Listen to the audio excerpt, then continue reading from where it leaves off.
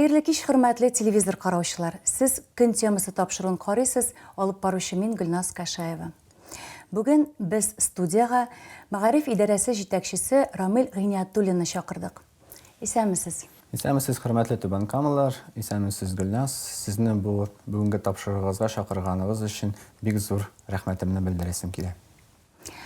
Рамил Мәвлютович, Казандагы фаҗигале вакыйгалардан соң, әлбәттә, куркынычсызлык мәсьәләсе көн үзәк темага әверелә. Безнең шәһәр мәктәпләрендә бу юнәлештә эш ничек алып барыла? Сүземне башлаганча, иң беренчедән Казан гимназиясының укучыларга һәм укытучыларга исән саулык теләп итәсем килә. Һәм халык булган балаларның гаиләсенә, әти-әниләренә тирән кайгыларын уртаклашып, аларга сабырлык теләсем килә. Һәм сезнең сорауга җавап биргәндә, без ел сайын яңа уку елын башлар алдыннан һәр мәктәптә төрле тикшерүләр үтә.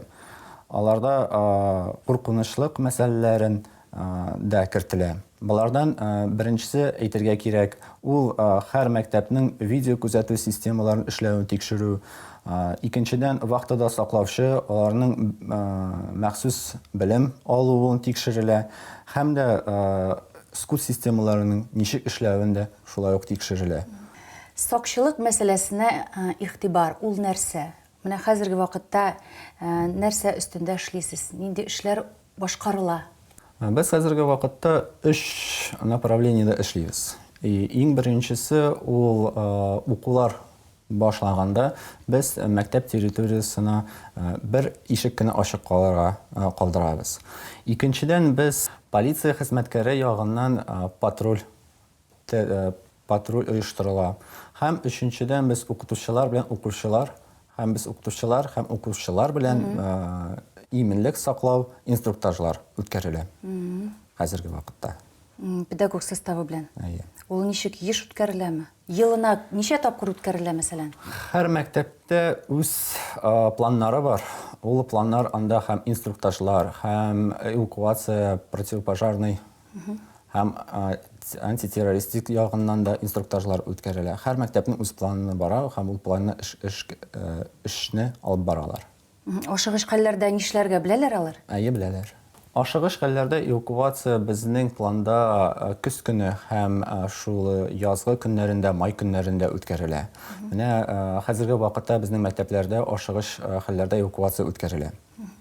Шуңа күрә без үзебез күрәбез, безнең балалар, безнең укытучылар, алар беләләр ничек дөрес кая барырга, кая йөгерергә, нишләргә, алар үзләре беләләр. Сезнең карашка проблеманың тамыры нәрсәдә? Кануннар, гаилә, бәлки, белмим анда, компьютер уеннары, шул ук җәмгыять. Менә ничек уйлыйсыз, безнең игътибарны кайда юнәлтергә кирәк? Менә Гөлназ, үзеңнең уйлавың буенча, әйтсәң, бөтенесе дә дөрес, сез нәрсә әйткәнегез. Бәлки безнең иң мөһиме сәбәбе шундадыр. Безнең әти-әниләр үзләренең яшь үсмерләре белән дөрес сөйләшә алмыйлар. Аңламыйлар аларны. Ортак тел таба алмыйлар. Менә безнең иң шул бер зур проблемабыз бар. Хәзердә бу вакытта безнең җәмгыятебездә әти-әниләр, гаиләләрдә шулай дип уйлыйлар. Мәктәп укытучылар үзләре тәрбия эшен алып барырга тиеш дип.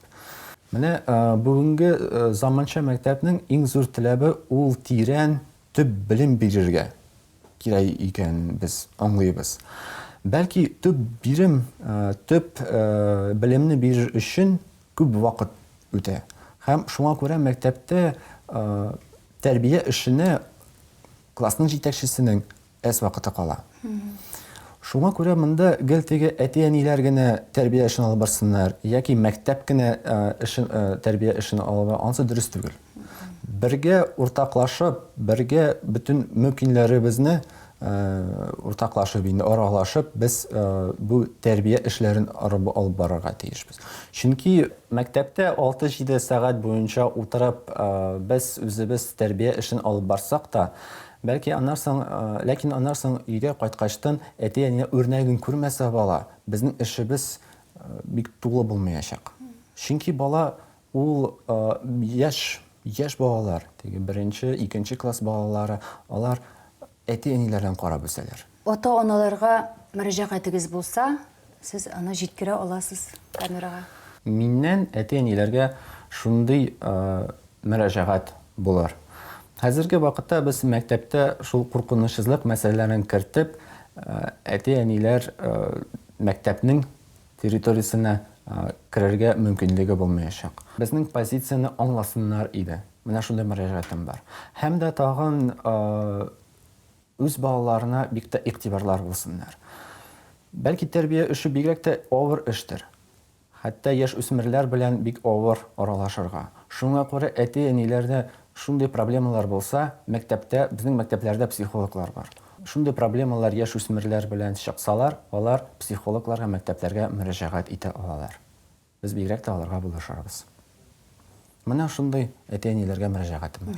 Сезгә вакытны табып безгә килгәнегез өчен, безнең сорауларга җавап биргән өчен сезгә бик зур рәхмәт. Сезгә дә бик зур рәхмәт.